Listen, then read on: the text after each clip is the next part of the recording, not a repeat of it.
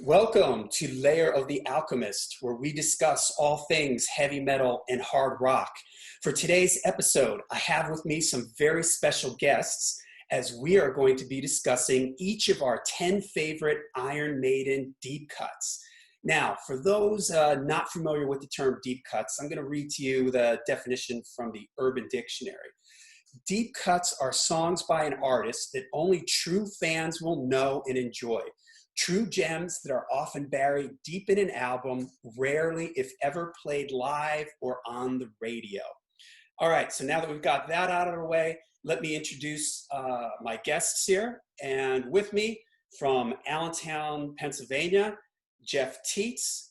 Jeff is the founder and guitar player of the power metal band Mindmaze, and he is a dedicated Iron Maiden fan. My other special guest is from Stockholm, Sweden, Mattias Reinholdsson. Mattias is the founder and bass player for the 70s and 80s inspired metal band Dead Kosmonaut. Mattias also put out an Iron Maiden tribute CD in 2005 called Food for Thought that rounded up, wouldn't you say, a bunch of Stockholm Swedish musicians, and they did a lot of interesting takes on Iron Maiden songs. Mattias also ran a fan page for Bruce Dickinson and for Samson back in the day, so he is a hardcore Iron Maiden fan. I'm your host, John Gaffney. I'm here in Tampa, Florida, also a hardcore Iron Maiden fan, so we're excited for this one. We've each come up with 10. So Mattias, say hi, Mattias. Hello. And Jeff, I think Jeff said hi already, so we know who's who. Yeah. So we picked 10 of our favorite deep cuts. Now we all, we couldn't decide if we wanted to rank them, if we wanted to do them chronologically. So I think we all did something a little bit different. Some of us might be putting them in chronological order. I just sort of randomly, roughly put them in the order that I liked. So it's not really an order per se. We're just sort of putting them out there. Okay, so we're going to start with Jeff, then we're going to go to Mattias, then we're going to go to me. So Jeff, what do you got for your number 10 pick? All right. I'm going to start with a song from the album that I got into Maiden with. I'm a bit younger than you guys. I'll be 30 in the fall. So I'm like a newer generation Maiden fan. And Brave New World was my first Maiden record. That was the new one when I got into them. So I actually went with the last song on the album, The Thin Line Between Love and Hate, which I've always found to be really underrated. It's one thing that sets it apart from a lot of the other 8-minute-ish songs that Maiden started doing in the reunion era is that it actually has a very abrupt start. There's no slow build or quiet intro or anything. It's like pretty much, right to business, even though it's a long song. There's like a cool sort of like breakdown in the middle where it gets kind of mellow and a little more like atmospheric or whatever, but I think Bruce's vocals in that part are really good. I like the choruses a lot. This song actually has kind of like two different choruses that both repeat. They're like slightly different from each other with like a different feel. I don't know. I just think it's a pretty cool underrated track. Awesome. I agree. I think it's a very, very good song as well. It's a bit unusual for Maiden, but I really think it ends the album Brave New World in a brilliant way, I must say. Yeah. And like you said, Bruce vocals is really good for that song too. Yeah, I completely agree. All right, so what do you got for number 10, Mattias? I got Brighter Than a Thousand Suns. Okay, is this really a deep cut? The song was played live on that tour, but then again, they played the whole album, A Matter of Life and Death, live on that tour. I think it's fair to say that Passchendaele gets a lot of recognition among fans of Iron Maiden as being like perhaps the best reunion era song. But I like to say that this one is not that far in quality. I really like the heavy groove and the unusual timing of the song, and I want to pinpoint Nico's drumming in this song. I think he's just great playing those really groovy, slow drums. I mean, I'm getting off track here, I know, but at the same time, when Bill Ward couldn't get back to Black Sabbath for that last tour for some reason, I think they should have asked Nico actually to play that, because he would have nailed those songs. And I mean, they were almost the same generation, Bill Ward and Nico McBrain.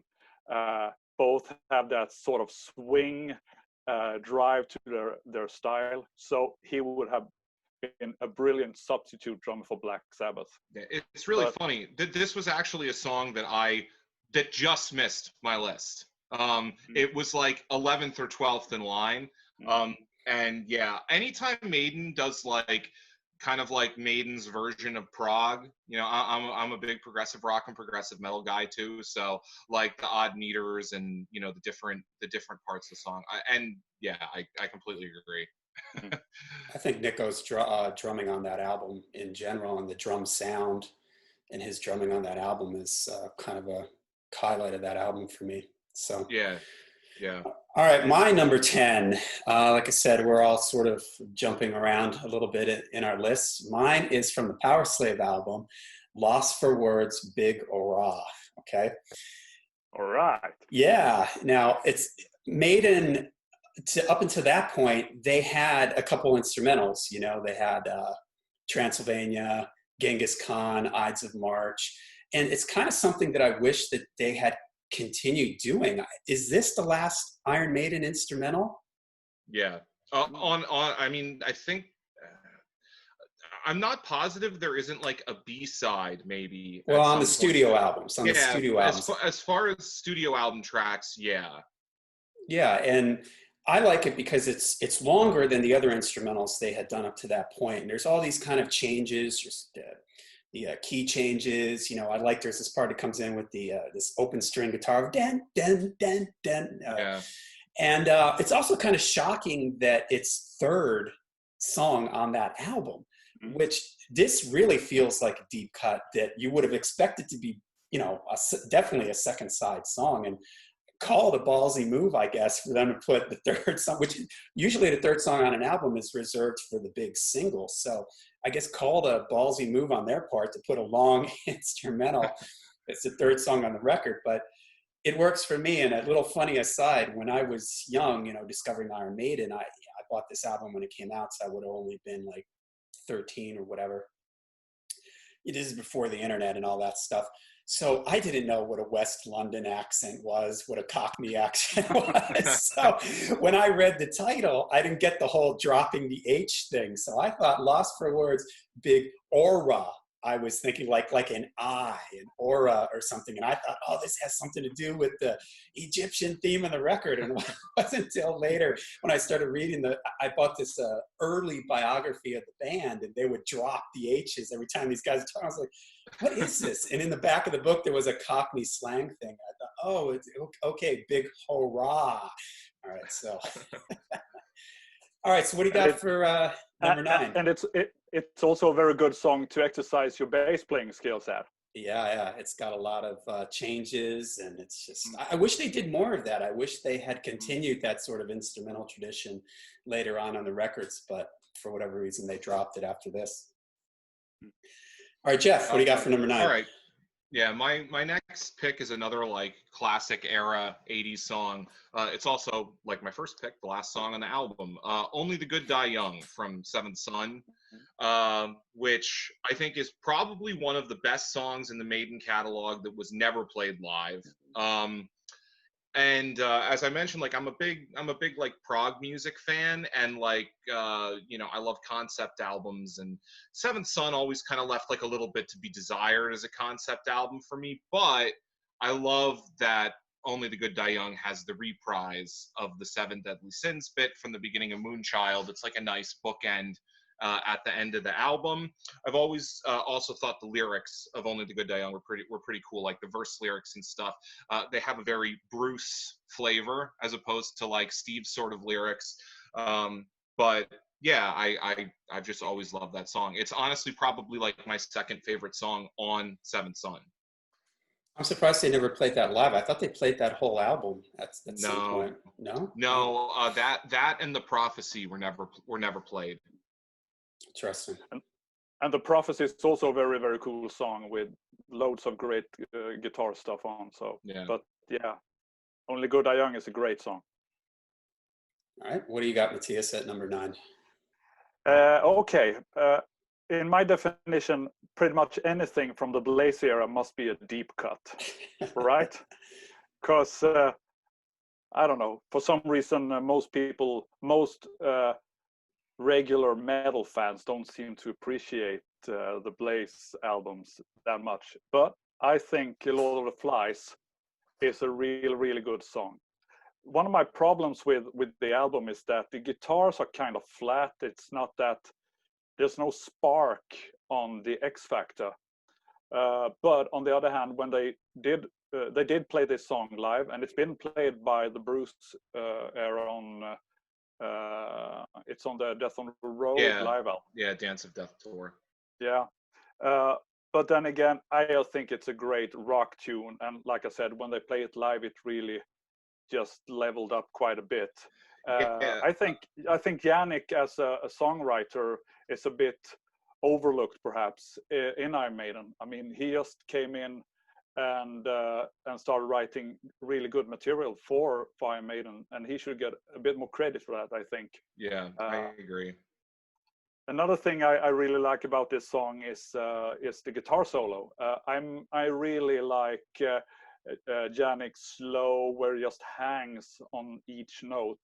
Another fine example of that is on Bruce's first solo album on the song "Son of a Gun." That solo and the solo on Lord of the Flies is in my book real good solos. Yeah, Lord of the Flies actually has like a kind of fun fact distinction that I'm sure even a lot of like big Maiden fans wouldn't realize or know. To my knowledge, it's the only song that the band has ever changed the key of when playing it live.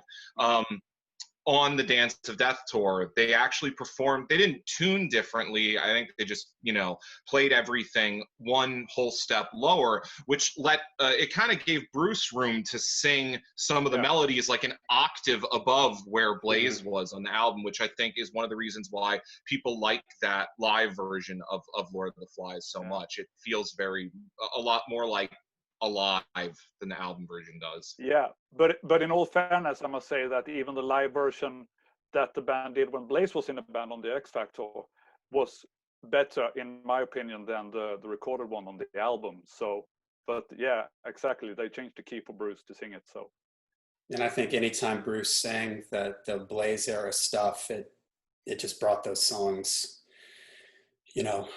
up another notch. Bruce was able to just take those songs to another level, and it makes you always think like, boy, I wonder if, I'm not a fan of those albums, but when I hear Bruce sing them live, I always think, man, if Bruce was involved in those albums, where would those albums have gone? But that's probably for another video, that discussion. But all right, awesome. So number 9 for me, I was surprised when I made my list. I was surprised at 2 things. I made my list, and I checked to see which songs had been played live, and only 2 out of my 10 had been played live. Surprisingly, Lost for Words, my number 10 pick, has been played live by the band. Yeah, that surprised only me. like a handful. But the other thing that surprised me was how many Murray Harris tunes I had picked unknowingly on my list. And I have a few. This is the first one for me, Deja Vu from Somewhere in Time. I like the driving rhythm. I like the part in the song where it goes into the feels like I've been here before. And it has a classic Maiden driving feel to it. That's why I was shocked when I saw that they never played this one live, because to me, it has all the markings of sort of a classic, live Iron Maiden thing. I like the middle section where it goes into da da da da da da da da da da. So just kind of a cool song, buried a little deep, in that record. Yeah, this is another one that actually I was like this close. This Deja Vu absolutely would be on my list if we hadn't implemented a one song per album rule, which for me really was all about Somewhere in Time, because it's a favorite album of mine, and it has a lot of songs that would qualify for this list, more than any of the other like classic era Maiden albums, I think.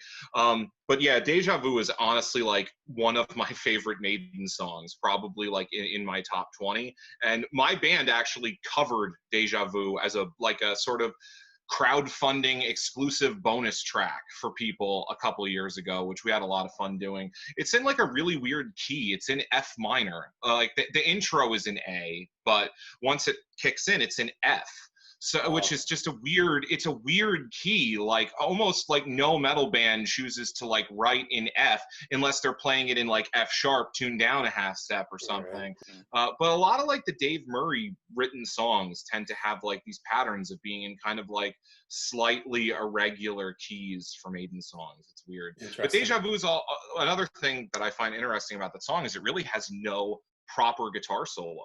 Like the intro, there's an intro solo, but like once it gets going, I mean, there's just basically a whole bunch of like harmonized leads and unison leads and stuff, but no actual guitar solo. Yeah. By the way, everybody out there, I may have forgot to mention that in the description for the video, I will be putting links for Jeff's and Mattias's bands. So you can definitely go and check out their bands. They're both fantastic. So. All right, I think we're on number 8, right, Jeff? Yeah, it's funny. I numbered my list the other way. So every time, like when you say 10, I'm looking at 1, and then 9 is 2. Yeah, and I guess it isn't really a countdown. So it doesn't really matter. Yeah, these are not ranked in any way. So, but whatever. Yeah, my next choice is from Powerslave, Back in the Village. Which honestly, of all the songs on Powerslave, probably took like the longest to grow on me for some reason. I mean, like Powerslave has a stigma that like the middle of the album is filler or whatever, but I really think that's just because the first 2 and the last 2 songs are undeniable Maiden classics that, you know, the middle gets kind of a bad rap, even though it's really pretty good material. The thing that is there are 2 things that I find particularly interesting about Back in the Village. One, the main riff is one of the most tricky guitar parts, I think, in any Maiden song. It's an Adrian riff, and of all the guitar players, he's always the one that came up with like the most kind of interesting riffs from like a rhythmic, you know, or melodic perspective. That it's honestly tricky. Like it's something I honestly struggled to kind of learn. The other thing is that Back in the Village, I think, is one of the most aggressive Maiden songs. I didn't really realize how aggressive I think it really is until I actually saw a Maiden tribute band play it live. And, you know, seeing it done live, like in a contemporary setting, I'm like, wow, like this is really intense, you know? And there were songs prior to Back in the Village that probably had about the same level of aggression or energy, but it's probably like the last song in their catalog where I think you can really hear some of that. Maybe like Be Quick or Be Dead on Fear of the Dark, but it's just a level of like speed and aggression, and the vocal delivery is really like kind of more raw and aggressive, and I don't know, it's really cool. It's the kind of song that I'm really surprised that, to my knowledge, it's never been covered by like any speed metal band or thrash metal band or maybe even a more aggressive power metal band or something. It's interesting with that album that, like you said, it's one of their, you know, big classic era albums. Yet there are these songs on there like Back in the Village, The Duelist, what else am I missing? Flash of the Blade. Flash of the Blade, and even Lost for Words, that are kind of like sort of, you know, forgotten. And I think it's because, like you said, there's just gigantic, you know, Powerslave and Rhyme of the Ancient Mariner and Aces High, those huge, big epic defining songs for them. And those songs get kind of lost in the shuffle a little bit, but they're really good songs that probably a lot of other bands would kill for those songs. So, all right, Mattias, what do you got for your next one? Since we're since we're talking about Back in the Village, I'm making a little jump here in my list because I also have Back in the Village on my list. And Jeff, you just took most of my words out of my mouth, so I'm a bit lost for words now. Big hurrah! Anyway,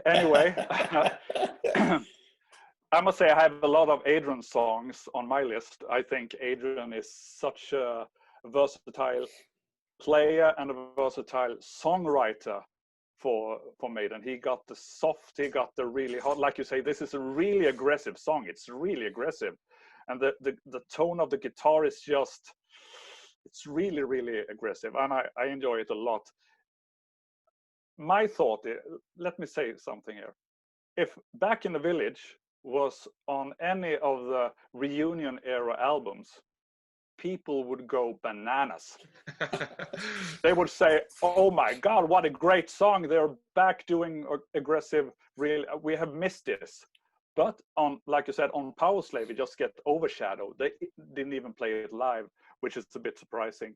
But like you just said before, it just gets overshadowed by these other songs, which are like monuments in the history of heavy metal.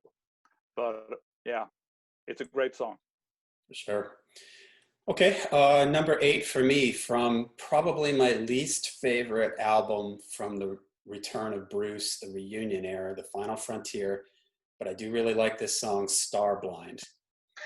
We're gonna go back to back twice now because this was already gonna be my next song. We were doing good there for a while. Nobody had picked anything the same, and then it veered off. Starblind, yeah, I love the main riff. Also, I like Bruce's attack in this song. He seems real kind of just attacking the lyrics, and the song for me has kind of a double chorus. It's like there's the star blind with sun, the stars are one, and then it goes into that, the preacher loses faith with Christ. To me, those two things, most other bands would have been happy to have just gotten one of those into a song, but that's just the the beauty of Bruce he's just or the band, they're just so filled with so many melodic ideas that they can have two strong things like that. So that's my number 8, Starblind. Well, I'll just pick up from there since, like I said, this was going to be my next one anyway. Much like Brighter Than a Thousand Suns, this one falls into the category of like, the proggier side of Maiden. There's some like 7, 8 in this one, like some somewhat more, by like prog standards, not like super complicated, but by Maiden standards, some fairly complicated, involved arrangement, type stuff. Yeah, there's a lot of cool riffs in this song. Like that main riff's really good. There's like a riff in 7 in the middle too. The like that one I really like too. And it's like, yeah, again, like Adrian's songs tend to be like chock full of like cool riffs. I mean, it's really no secret to like anyone that knows me, I'm like a huge Adrian fanboy. He's like the guitarist that most influenced my approach to like playing, writing, everything. So yeah, I really love those types of riffs. There's some cool, like Starblind has a lot of kind of guitar texture on it too, where there's like some cool lead melody lines weaving in and out of parts of the song with vocals, which Maiden doesn't do a lot of. At least newer Maiden does like zero of. There's some in the in the classic period, like outro solos over choruses or whatever, but like some of the later verses and stuff in Starblind have some really cool sort of like noodly lead guitar bits that add, I think, a lot of cool layers to the arrangement that's just kind of out of character for them. I like the lyrics a lot too. Yeah. But usually I found that most anytime in Maiden, when you have a song that's a Bruce, Adrian, and Steve all writing together type of song, you're almost definitely going to get something good. Because it's like Steve brings in like the signature Maidenness of everything, but that combined then with Adrian's riffs and Bruce's sense of lyrics and melodies, it usually just ends really well. for sure. Great All right, song. Mattias, what are we on? 7 now? I think. I don't know. Whatever. Yeah. I just pick a song here on my list, and it's We're lost somewhere in time. Yeah. The Iron But I Maiden know puns and it keep coming. we're going to France now, to Montségur, a song of Dance of Death. It's another of these Jannik Gers real smoking rockers, and I think it's mind blowing that they never played this song live. It's just screams, "Play me on stage." I mean, and to be fair, I think like my pick of Brighter Than a Thousand Sun, this song does get a lot of love from hardcore Maiden fans, but since it's never been there's no video, it's never been a single, it's never been played live, I think it's a bit of a deep cut for the regular metal fan, and I think definitely this song is worth checking out. I really go off on the energy of this song. It's so much attitude, and I mean that's a bit typical of Jannik's style of writing. And they played a lot from that album on that tour. Yeah. Right? They almost did the entire album. No, I think they only did 6. It was like Wildest Dreams, Rainmaker, No More Lies, Dance of Death, Passchendaele, and Journeyman. That's correct. And like Maiden has this annoying trait, as much as I love them, where anytime they don't play a song live, like on the initial album tour, that's it. It never gets played, you know. But yeah, basically, the Dance of Death has a bunch of songs on it that I really like that were never played live. And as much crap as people gave them for playing all of A Matter of Life and Death, it was kind of cool to get to hear how every one of those songs works live, you know? Yeah. And I think it led to some of them reappearing on future tours that probably never would have been there if they hadn't, you know, tried them out at least once. So it's like, I'm always of the opinion, I'm a big fan of bands that play like everything live, at least a little bit. Yeah, for sure. Absolutely. And it's I think it's fair to say that Iron Maiden is a band that actually plays a lot of new material live compared to other of those like when you compare them to most other, you know, 80s bands or whatever that are still putting out new albums, it's like a lot of those bands will put out a new album, and even if it's really good, they'll tour for it and play 2 or 3 songs or something. But yeah, getting way off track again. John, right. You're up. My number 7 pick is my second Murray Harris one, from No Prayer for the Dying, Fate's Warning. Out of those last 2 Bruce records, I actually like No Prayer better than Fear of the Dark, which I know a lot of people really love Fear of the Dark, but I like Fate's Warning because it's got a cool, the kind of traditional Iron Maiden galloping rhythm. It's got a pretty cool bass part where Steve is kind of all over, goes up pretty high on his neck. I like the bridge part in it. That's the a volcano erupts and sweeps the town away. And I also like the guitar solo. I'm not sure who takes that first guitar solo, but I think it's Dave. Is I'm it Dave? Pretty sure. Okay, but it's like kind of like a modal type guitar solo, which I always love that sound. So for me, it's just a fun Iron Maiden song, classic sounding Iron Maiden song. It's really good. Yeah, it's definitely one of the better songs on that album. And it's funny, I'm going to talk about a song from Fear of the Dark now. So I'll start by saying that if, you know, gun to my head, I would say that I probably prefer Fear of the Dark. But I will admit that I think Fear of the Dark is a more inconsistent album than No Prayer. No Prayer I find to be pretty consistent. It's just that the overall quality of most of the songs on No Prayer is still like a bit below, you know, the Maiden standard up to that point. Whereas like on Fear of the Dark, I think there's a lot of polar opposites of some really great songs and some like really bad ones. Honestly, some of Maiden's probably worst songs, certainly with Bruce, I would say. But anyway, I'm going to go with my favorite song off of Fear of the Dark. It's one of the few instances where my favorite song on the album was never played live. Judas Be My Guide, which I think, if I had to pick, is in my opinion probably the single most underrated song in the Maiden catalog. It's not my favorite, though it is up there. But I just think it's perfect. There's not a whole lot of like quantifiable ways I can like really explain it. I just think it's really well written, well arranged. It's only about 3.5 minutes long. It's very to the point, up tempo. Dave's guitar solo is really good. This is actually a Dave and Bruce song. It's like the chorus is strong, memorable. There's a nice, harmony, like vocal harmony going on. Really cool guitar harmonies. I just love everything about it. It's also in D minor, which is like my favorite key. Not that really the saddest of all keys. Oh. Yeah.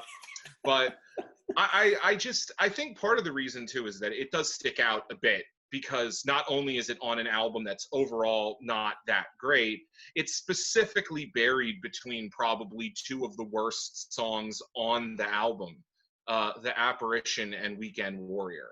So yeah, I'm just Weekend a huge Warrior. Sucker for Yeah, I'm a big sucker for this song. I just love everything about it. It's very high on my list of like, if I ever, I said we covered Deja Vu like in the studio. If we ever do another Maiden recorded cover, I think it's like unanimous, because our whole band really loves this song too, that it's gonna be this one. So awesome. It's a good song, absolutely. But I think we should give it a bit more love to No Pray for the Dying. So I'm going back to that album. And my pick is, I think the only thing I don't like about this song is the name of the song, Public Enema Number One. Oh, yeah. This is actually on my list too. It's, I mean, really, the title doesn't do the song any favors, does it? Yeah. But anyway, I think it's a really, really good song. It's a Dave and Bruce, and I think that Bruce vocals on No Pray for the Dying has over the years have quite a bit of criticism, and I think it's fair to say that probably it's true. But on this song, I think the style of vocals just suits the lyrics really good. I mean, he just spits out words about the state of society. So I think that's he gets away with that style of singing on this very song. I want to talk a bit about the sound of No Pray for the Dying, because it's a well-known fact that Bruce didn't particularly like the sound of that album. He thought it sounded like a demo. It was the first album to be recorded at Barnyard at Steve's studio, and they recorded on a mobile. But it sounds like you're standing in the middle of the room with the band playing around you. You can hear everything, and there's lots of energy in the sound. So I really enjoy the sound of that album. I mean, sure, it doesn't sound as polished or anything, but I think that's one of the things that I really enjoy about the album. What's more to say? Yeah, Nico's drumming. I think it's his song. I really enjoy Nico's drumming on this one. He's got the ability to play a bit laid back, but without losing any of the push and drive. It's just, and I think a lot of that has to do with the way he plays the ride. But it's this one is like a shining example of Nico's drumming style, and I want to give it a bit of love. Yeah, this is my favorite song from No Prayer for the Dying. Like I said, I had it on my list as well. I may bump it now for one of my runner-ups so I can talk about something else. but just a totally, stupid aside. My favorite thing, or I don't know about my favorite thing, but something I have always loved about Public Enemy #1, there's like a little vocal embellishment at the end of the song from Bruce that's like really like bluesy, melodic. It's really good. It's like, it's the type of singing that I really like, that Bruce actually doesn't do that much of, at least in Maiden.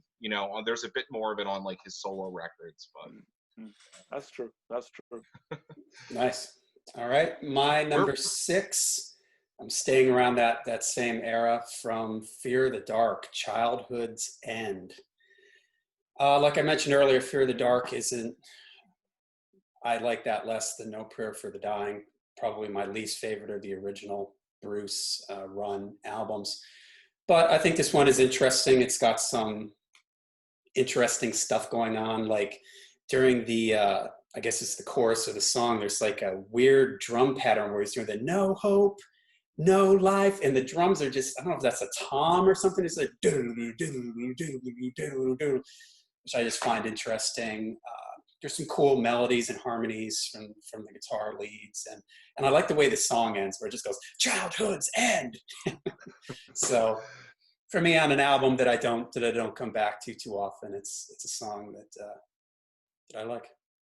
Yeah. I think the drumming part you're talking about is very much inspired by a song called "King of Twilight" that Iron Maiden covered on the B-side for Aces High.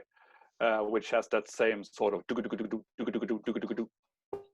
so I think Steve was a bit inspired by Nectar.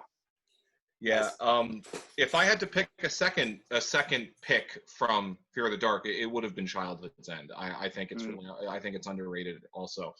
Where are we at on time? Luckily, I got for those out there, I'm using the free version of Zoom, and you're normally supposed to only get 40 minutes. But while we were talking here, I got a little notification from Zoom that they're gifting me with an unlimited session. So we've already, we just hit the 40-minute mark about a minute ago. So okay, I just wanted to check. So we're at number 5. Yep. All right, I'm gonna break tradition or trend now, I guess, and leave the No Prayer for the Dark era, and go to my favorite Maiden album. And this was one I was extremely conflicted over which song to pick, because there's so many that qualify. Like I said, Deja Vu would have been one right up there, but for Somewhere in Time, I went with Sea of Madness, which, as I've said, I'm a big Adrian Smith fan, and this is like kind of sort of the polar opposite side of his writing strengths than what we've already covered, which was the more aggressive stuff and the more proggy stuff. This is just pure sort of melodic. It borders on like kind of like an AOR melodic rock type of vibe, maybe even hair metal or whatever at the time. But I love it. I think it's a great song. There's still some cool riffs in it, even though it's more of like a melody driven type song. I also think that the guitar solo and like the whole middle section is extremely cool, very underrated. The key change in the solo, and then it goes up again for the middle section. I just think it's a really cool song. It's just, like I said, I could have picked so many of the like non-singles or Heaven Can Wait from Somewhere in Time. But yeah, I've always just had a weird soft spot for this song that it just seems like a lot of other Maiden fans don't have, which, like I said, I largely chalk up to the fact that I'm a big fan of like melodic rock and AOR music as well. So cool. Yeah, and guess what? I want to talk about a song called Sea of Madness, which is and I almost picked that one too. We would have had a three-way on it. All right, let me go back and I'll pick a different one off Somewhere in Time. No, go ahead. Yeah, it's just a great song. I mean, the vocals is great, the guitars are great, everything about it is great. Did I say it's great? It's a great song. I can't say it's great enough to emphasize how great I think it is, actually. And I think it gets a bit overshadowed by Adrian's two other songs, which were the singles for Somewhere in Time, Wasted Years and Stranger in a Strange Land. But this one is just as good. Did I say it's great? I think it's a great song.